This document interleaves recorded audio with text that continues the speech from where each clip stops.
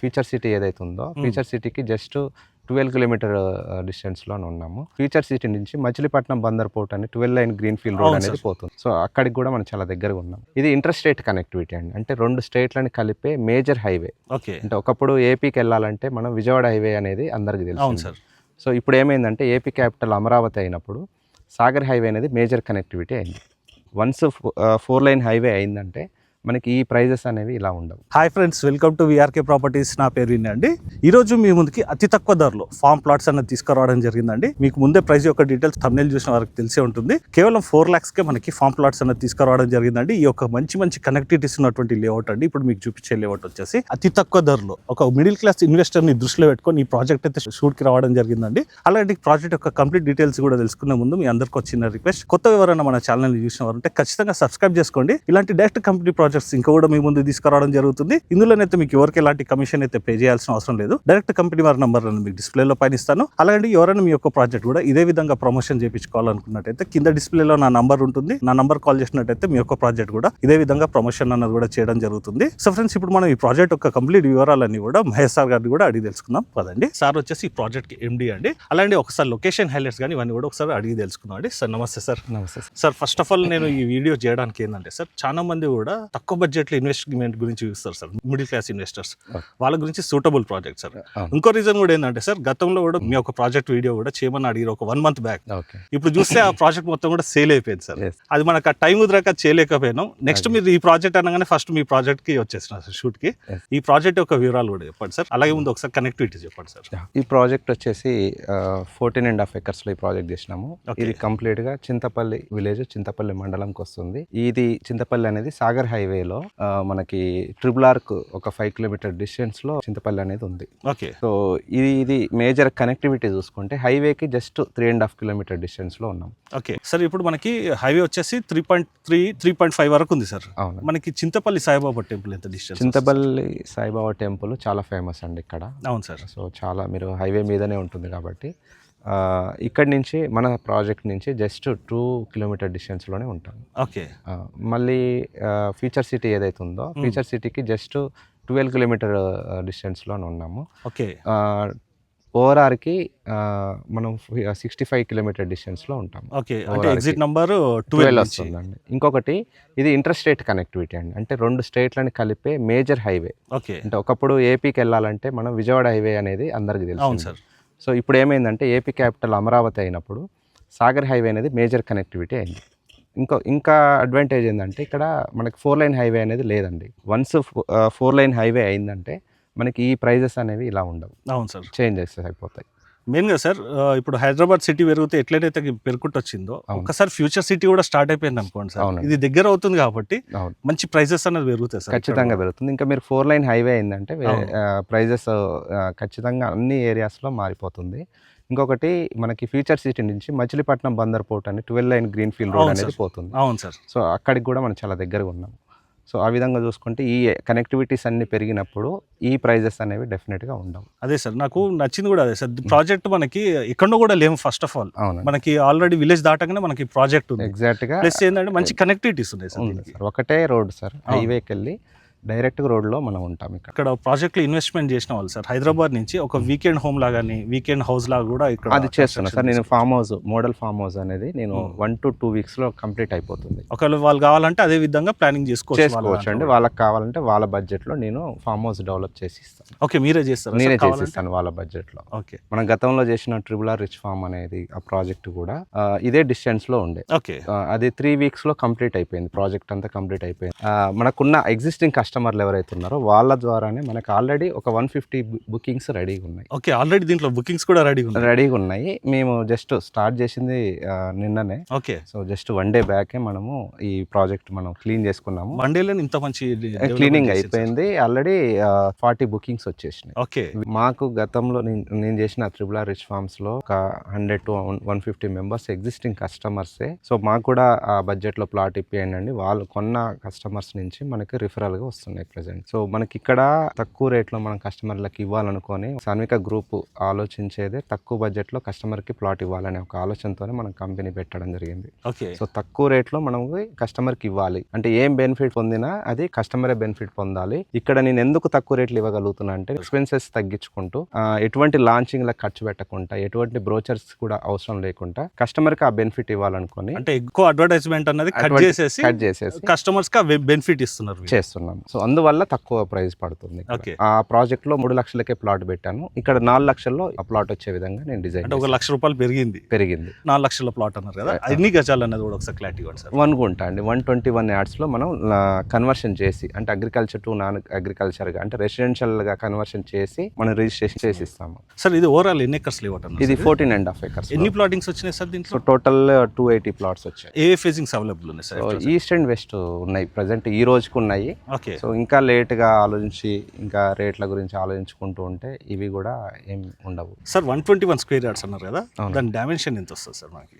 ఇది 24.5 ఫేసింగ్ వస్తుంది. 24.5 ఫేసింగ్ వస్తుంది. 45 వచ్చేసి లెంత్ వస్తుంది. ఓకే, మంచి స్క్వేర్గా ఉంటుంది. మంచిగా ఉంటుందండి. మీకు ఆ విధంగానే డిజైన్ చేసి పెట్టాము. ఓకే. సో 2 to 3 వీక్స్లోనే మీకంటూ ఇక్కడ ఇప్పుడున్న సైట్ లాగా ఉండదు. ఓకే. ఆల్మోస్ట్ 80-90% కంప్లీట్ చేసేస్తాను. అంటే సేల్స్ ఎంత స్పీడ్గా అవుతుందో మన డెవలప్మెంట్ కూడా అదే స్పీడ్లో నేను చేసి చూపిస్తాను. అయితే నాకు ఆశ్చర్యం అనిపించింది కూడా ఏంటంటే సార్, జస్ట్ మీరు ఒక 3 to 4 వీక్స్లో ప్రాజెక్ట్ని కంప్లీట్ చేయడం అన్నది, జనాలను గ్రాప్ చేయడం అన్నది కూడా ఒక మంచి అట్రాక్టివ్ ప్రైస్ సార్. అది అవును. దీంట్లో 4 lakhs చెప్తున్నారు. అవును. ఇది ఫిక్స్డ్ ఉంటుందా సార్, ఏమైనా నెగోషియబుల్ ఉంటుందా? పేమెంట్ మోడ్ అండి. ఓకే. ఇక్కడ ఎవరైనా మన జనరల్గా అయితే మాకు ఆ ప్రాజెక్ట్లో 1 వీక్లో ఫుల్ అమౌంట్ వస్తుండే. ఓకే. సో 1 డేలో 2 డేస్లో కూడా పేమెంట్ చేసిన వాళ్ళు ఉన్నారు. అట్లాంటి వాళ్ళకి కొంత బెనిఫిట్ చేస్తున్నాము. సార్ దీంట్లో ఏమైనా కార్నర్ ప్లాట్స్ కానీ ఏమైనా వస్తున్నాయి సార్?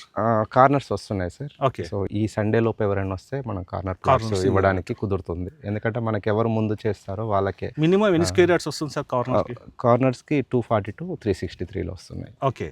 అంటే మనకి ఒకవేళ గ్రూప్ ఆఫ్ మెంబర్స్ ఒకవేళ ఎవరైనా బ్లాక్ కావాలంటే కూడా ఆల్రెడీ ఒక బ్లాక్ పోయింది సార్, వెళ్ళిపోయింది. ఎందుకంటే సార్ ఈ ఫామ్ ప్లాట్స్ లలో మేము గతంలో కొన్ని వీడియోస్ చేసినాం. వాళ్ళు ఏం చేస్తారంటే ఒక group of 4 to 5 members friends family వచ్చేసి తీసుకుంటున్నారు. తీసుకొని బ్లాక్ ఆల్రెడీ ఒక బ్లాక్ సోల్డ్ అవుట్ అయిపోయింది సార్. అంటే ఆ బ్లాక్ హోల్డ్ చేసేసాము. అంటే పేమెంట్స్ కూడా వచ్చేసాయి. ఓకే. సో నెక్స్ట్ ఎవరైనా ఈ వీక్ లోపు ఎవరైనా వస్తే మనం బ్లాక్ ఇవ్వడానికి కుదురుతుంది. ఓకే. ఎందుకంటే మనకి ఇండివిజువల్ కస్టమర్స్ ఎక్కువ ఉంటారు. బ్లాక్ కావాలనే వాళ్ళు రేర్ గా వస్తారు. సో అట్లాంటివి మనం కావాలంటే ముందే ఉండాలి. కస్టమర్స్ ఎవరైనా వచ్చి ముందు వచ్చి తీసుకున్న వాళ్ళకి బ్లాక్ ఎక్స్క్లూజివ్ గా ఆ ఫ్యామిలీకి కానీ ఆ కమ్యూనిటీకి కానీ సపరేట్ గా మనం ఇవ్వచ్చు. Okay sir. ఇది మనకి రోడ్స్ ఎన్ని ఫీట్స్? సో రోడ్స్ అన్ని కూడా 30 feet roads sir. 30 feet roads ఇస్తూ మనము ఇందులో ప్లాంటేషన్ అంటే ఫామ్ ప్లాట్స్ కాబట్టి మేజర్ గా ప్లాంట్స్ మీద కాన్సన్ట్రేట్ చేస్తాము. ప్లాంటేషన్ అండ్ చుట్టూ ప్రీకాస్ట్ వాళ్ళు ఇస్తూ అంటే ప్రీకాస్ట్ వాళ్ళు ఈచ్ ప్లాట్ కి మీరే ఇస్తారా సార్? ఈచ్ ప్లాట్ కదా. ఓకే. ఎంటైర్ ప్రాజెక్ట్ కి మనము ప్రీకాస్ట్ ఇస్తూ 24/7 సెక్యూరిటీ ఇస్తూ ప్లాంటేషన్, బోర్స్, ఎలక్ట్రిసిటీ, బోరు ఇవన్నీ మేము ప్రొవైడ్ చేస్తాం. యాక్చువల్గా సార్ ఇప్పుడు మనం ప్రాజెక్ట్ లో షూట్ చేస్తున్నా కూడా మనం చూడొచ్చు కస్టమర్స్ ఆల్రెడీ సైట్ విజిట్స్ కూడా జరుగుతూనే ఉన్నాయి. ఈ సండేకి మోస్ట్లీ 50% సోల్డ్ అవుట్. డిపెండ్స్. ఎందుకంటే నాకున్న అనాలిసిస్ అయితే ఈ సండేకే ఒక 50%. నాకు తెలిసి మీ ఎగ్జిస్టింగ్ కస్టమర్స్ ఎక్కువ వాళ్ళే వస్తారు. వాళ్ళు లాస్ట్ లో ఆ సైట్ లో వెనకాల వచ్చాము, మాకు మంచి ప్లాట్లు అయ్యాము, ఈ సైట్ స్టార్ట్ అవ్వగానే మీ నెక్స్ట్ ప్రాజెక్ట్ స్టార్ట్ అవ్వగానే మాకు చెప్పండి, మంచి ప్లాట్ సెలెక్ట్ చేసుకుంటాం, స్టార్టింగ్ లో తీసుకుంటాం అని చెప్తే వాళ్ళందరికీ ఇన్ఫర్మేషన్ ఇచ్చేసాము. ప్రాజెక్ట్ డెవలప్మెంట్స్ ఏమేమి ఇస్తున్నారు సార్ మనకి? ప్రాజెక్ట్ డెవలప్మెంట్స్ అంటే మనము ప్లాంటేషన్ ఇస్తున్నాం సార్. మేజర్ ప్లాంటేషన్ అంటే ఏమి ఇస్తున్నారు సార్? ప్లాంటేషన్ సో ఇందులో ఫ్రూట్ ప్లాంటేషన్ మీద కాన్సన్ట్రేట్ చేస్తున్నాం. ఎందుకంటే అందులో మహాగని ప్లాంటేషన్ పెట్టాము. ఓకే. ఇక్కడ కస్టమర్స్ అక్కడ వచ్చిన ఫీడ్బ్యాక్ ఏంటంటే ఫ్రూట్ ప్లాంటేషన్ పెట్టండి సార్, మేము ఇటువైపు వస్తూ పోతుంటాము, సో మాకు ఇంట్లో చెట్లు పెట్టుకున్నట్టు ఉండాలి అని అంటే నేను వాళ్ళకి ఫ్రూట్ ప్లాంటేషన్ వీకెండ్స్ లలో వచ్చినా కూడా టైం స్పెండ్ చేసేందుకుంటది చేస్తారు. అందుకని వాళ్ళ గురించే నేను ఆలోచన చేసి ఫ్రూట్ ప్లాంటేషన్ పెడుతున్నాను. అట్లానే ఫామ్ హౌస్. ఓకే. వాళ్ళకి ఒక club house model farm house కూడా కావాలన్నారు. క్లబ్ హౌస్ కూడా డెవలప్ చేయమన్నారు. సో అది కూడా నేను స్టార్ట్ చేస్తున్నాను రేపు. అంటే ఇందులో ప్లాట్ కొన్న వాళ్ళకి ఆ క్లబ్ హౌస్ కూడా మెంబర్షిప్ అనేది ఉంటుంది. సో ప్లాంట్స్ మీద కూడా మనం ఒక నామినల్ చార్జెస్ మెయింటెనెన్స్ చార్జ్ కింద తీసుకుంటున్నాము. సార్ మీరు మెయింటెనెన్స్ అన్నారు కాబట్టి ఒక చిన్న డౌట్ అడుగుతాను, ఏమనుకోవద్దు. ఇలాంటి ప్రాజెక్ట్స్ చేసి ఏం చేస్తారంటే సార్ మేము కొన్ని ప్రాజెక్ట్ చూసినాము, తప్పుగా అనుకోవద్దు మీరు. పర్లేదు సార్. చేస్తారు, వదిలేసేస్తారు సార్. మెయింటెనెన్స్ ఉండే వారు కూడా కొన్న వాళ్ళు కూడా కొంచెం అన్సాటిస్ఫైడ్ గా ఉంటారు. మీరు మెయింటెనెన్స్ గురించి కూడా ఒకసారి క్లారిటీ. మనకి మెయింటెనెన్స్ చార్ట్ తీసుకున్నప్పుడు మేము లెటర్డ్ మీద కస్టమర్కి ఒక అష్యూరెన్స్ ఇస్తాము. ఈ మెయింటెనెన్స్ అనేది ఇంతవరకు ఒక 1 year 2 years అనేది చెప్పి అప్పటి వరకు మా రెస్పాన్సిబిలిటీగా మేము తీసుకొని మీరు ఎప్పుడైనా రావచ్చు, మమ్మల్ని క్వశ్చన్ కూడా చేయొచ్చు ఈ విషయంలో. లో. ఓకే. ఎందుకంటే మెయింటెనెన్స్ అనేది మేము స్ట్రిక్ట్ గా తీసుకుంటున్నాం, ప్రాపర్ అమౌంట్ తీసుకుంటున్నాము. సో దానికి తగ్గట్టుగా మేము మెయింటెనెన్స్ చేసి చూపిస్తాము.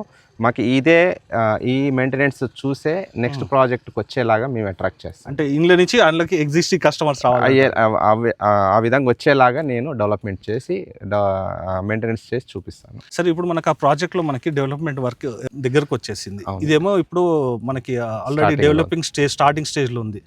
ఒక చిన్న డౌట్ ఉంటుంది సార్ చూసే వాళ్ళకి, బయర్స్ కి. ఇప్పుడు ఈ డెవలప్మెంట్ స్టేజ్లో ఉంది కదా, రేపటికల్లా మనము నెట్ పేమెంట్ తీసుకున్నట్టయితే డెవలప్మెంట్ చేస్తారా చేయరా అని కొన్ని డౌట్స్ ఉంటాయి సార్, దాని గురించి కూడా ఒకసారి క్లారిటీ. సో వర్క్ ఒక 1 వీక్ తర్వాత వచ్చి చూడమని చెప్పండి. ఎందుకంటే ఇక్కడ నేను ఎవ్రీడే వర్క్ ప్రోగ్రెస్ కనిపిస్తూ ఉంటుంది. ఓకే. సో ఎంత వీలైనంత తొందరగా చేయాలని ఆతృత నాకు కూడా ఉంది. ఎందుకంటే ఇక్కడ కొన్న వాళ్ళు వితౌట్ అంటే ఒక్క కంపెనీ బ్రాండ్ చూసి లేకపోతే ఒక పర్సన్ నన్ను చూసి ప్లాట్స్ మీద ఇన్వెస్ట్మెంట్ చేస్తున్నారు. సో వాళ్ళకి నేను గ్యారంటీ ఇవ్వగలుగుతాను. ఎందుకంటే ఒక 2 to 3 వీక్స్లో కంప్లీట్ డెవలప్మెంట్ చేసి వాళ్ళకి ఎవ్రీడే డెవలప్మెంట్ ఫొటోస్ వీడియోస్ నేను వాళ్ళకి సెండ్ చేస్తాను. ఎవ్రీడే ఈ రోజు అంటే వాళ్ళని ఒక గ్రూప్ లో యాడ్ చేసి తీసుకున్న వాళ్ళు ఎవరైతే కస్టమర్స్ ఉంటారో వాళ్ళకి మనం ఇమీడియట్ గా మనం ఎవ్రీడే వర్క్స్ ఏవైతే ఉంటాయో అవి ఫార్వర్డ్ చేస్తున్నాం. సో ఇంకా మనం ఇక్కడ ప్లాట్ నెంబర్స్ కానీ, ప్లాంటేషన్ కానీ, డ్రిప్ వర్క్ కానీ, బోర్ వేసాక ఇవన్నీ వీక్లీ వర్క్ వాళ్ళకి ప్రోగ్రెస్ కనిపించేలాగా మనం కూడా డ్రిప్ ఇరిగేషన్ ద్వారా ప్లాంటేషన్ కి వాటర్ అనేది సప్లై చేస్తాం. సార్ ఇది మనకి ఇక్కడ మీరు 4 lakhs అంటున్నారు కదా, ఇక్కడ ఫర్ ఎగ్జాంపుల్ ఒక 2 or 3 years తర్వాత ఏ ప్రైసింగ్ ఉండొచ్చు? సో 2 years 3 years లో అయితే నేనేమి అష్యూరెన్స్ ఇవ్వలేను. ఎందుకంటే ఏ ప్లాట్ మీద ఇన్వెస్ట్మెంట్ చేసినా 1 year లో డబుల్ అవుతుంది, 2 years లో డబుల్ అవుతుంది అనేది అది ప్రాక్టికల్ గా వర్కౌట్ అయ్యేది కాదు. మినిమం 5 to 10 years వెయిట్ చేసే ఓపిక ఉంది అన్న వాళ్ళు మాత్రమే ఇందులో ఇన్వెస్ట్ చేయమని చెప్తున్నాను. చూడడానికి రావాలన్నా ఆలోచన పెట్టుకొని రావాలని చెప్తున్నాను. సో ఆ విధంగా ఆలోచనతో వచ్చిన వాళ్ళకే నేను ప్లాట్ ఇవ్వగలుగుతాను. 5 to 10 years తర్వాత మాత్రం 10 times ఎక్స్పెక్ట్ చేయొచ్చు. ఓకే. అంటే ఇప్పుడు 4 lakhs పెట్టింది 40 lakhs అవుతారన్న ఒక 10 years డెఫినెట్ గా ఎక్స్పెక్ట్ చేయొచ్చు అండి. అది ఏ విధంగా వస్తున్నది ఒకసారి చిన్నగా కూడా. అంటే ఇక్కడ ఏమైతుందంటే హైదరాబాద్ నుంచి ఒక వేవ్ లాగా మనకి ప్రైజెస్ అనేవి పెరుగుతా వస్తాయి. మీరు చూడండి ఓఆర్ఆర్ దగ్గర ఒకప్పుడు 5,000 10,000 అంటే ఎవరు తీసుకోలేదు అసలు. చూడండి 5 to 10 years గ్యాప్ లో 40,000కి వచ్చేసింది. దాని ఇంపాక్ట్ ఎక్కడికి వచ్చింది? ఇమ్మీడియట్ గా మళ్ళీ 10 km రేడియస్ కి వచ్చేసింది. 10 km రేడియస్ లో ఒకప్పుడు 2,000 ఉంటుండే, ఎవరు తీసుకోలేదు. ఇప్పుడు 20,000 25,000 వచ్చింది. ఆ వేవ్ ఎలా వచ్చింది? మళ్ళీ ఇంకో 10 years 10 to 15 km రేడియస్ చూడండి. సో ప్రైజెస్ అనేది హైదరాబాద్ నుంచి ఒక వేవ్ లాగా పెరుగుతూ సిటీకి 80 km 90 kilometers వరకు కూడా వెళ్ళిపోయిందండి. సిటీ లిమిట్స్ కూడా పెరిగిపోయింది, ఎప్పుడో పెరిగిపోయింది. ఇప్పుడు RRR ఇంత దూరంలో ఎందుకు వచ్చింది చెప్పండి? అవును సార్. గవర్నమెంట్ కూడా ఒక 20 years తర్వాత హైదరాబాద్ వేరేలా ఉండబోతుంది, మాస్టర్ ప్లాన్లు వేసుకుంటారు. 20 years తర్వాత ఎలా ఉండబోతుందో మరి 70 km రేడియస్ లో RRR ఎందుకు వచ్చి ఉంటుంది? అవును. సో గవర్నమెంట్ కూడా ముందు ఆలోచనతోనే చేసి ఉంది కదా.